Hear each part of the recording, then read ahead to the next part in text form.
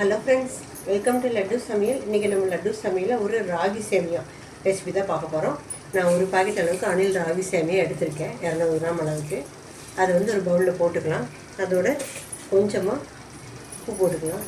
உப்பு போட்டு தண்ணி ஊற்றி நல்லா ஒரு 2 தடவை இதை நம்ம அலசி எடுத்துக்கலாம். சாஃப்டாகிடும்.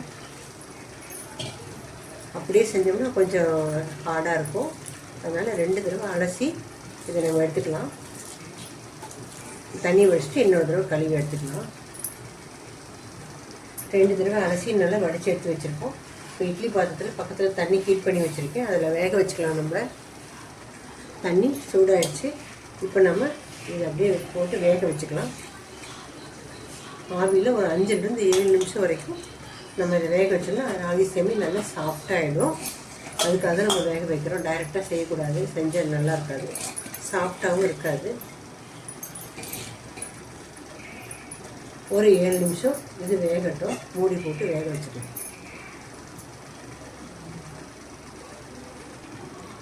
7 நிமிஷம் ஆயிடுச்சு.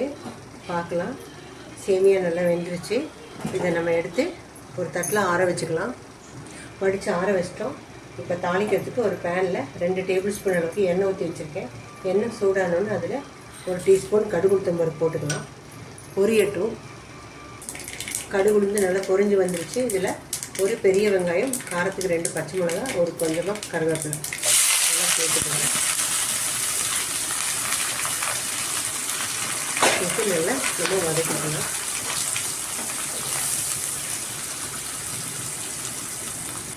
வெங்காயம் சீக்கிரம் வதங்கிறதுக்கு கொஞ்சமாக உப்பு போட்டுக்கலாம்.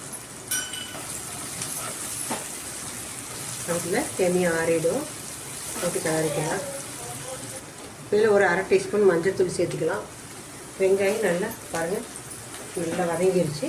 இப்போ நம்ம வேக வச்சு எடுத்து ஆற வச்சுருக்கிற ராகி சேமியாவை இதில் சேர்த்துக்கலாம்.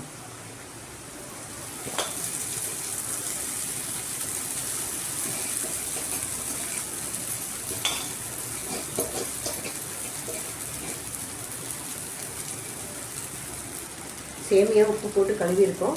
வெங்காயத்துக்கு அளவு உப்பு போட்டு அதனால் கொஞ்சமாக உப்பு போட்டுக்கலாம். 10 லிட்டர் நம்ம சேர்த்துக்கலாம். சேர்த்துட்டு நல்லா மிக்ஸ் பண்ணிக்கலாம். ஃப்ளேமை குறைச்சிட்டு நல்லா மிக்ஸ் பண்ணிக்கலாம்.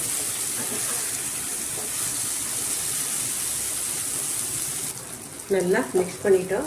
ஒரு 2 நிமிஷம் அப்படியே அடுப்பில் இருக்கட்டும். 2 நிமிஷம் ஆயிடுச்சு. எல்லாம் நல்லா கலந்து வந்துடுச்சு. லாஸ்ட்டாக இதில் கொஞ்சமாக ஒரு 2 டேபிள் ஸ்பூன் அளவுக்கு தேங்காய் துருவல், கொஞ்சமாக கொத்தமல்லி தழை சேர்த்துக்கலாம். தேங்காய் துருவல் ஆப்ஷனல் தான், உங்களுக்கு வேணும்னா சேர்த்திங்க. ஆனால் சேர்த்துனா டேஸ்ட்டாக இருக்கும்.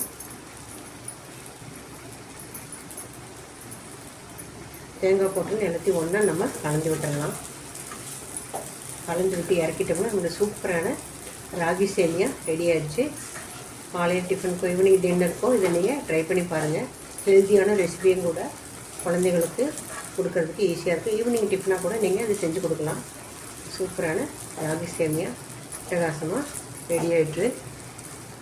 அவ்வளோதான், நம்மளுடைய ஹெல்த்தியான ராகி சேமியா ரெசிபி அட்டகாசமாக ரெடி ஆகிடுச்சு.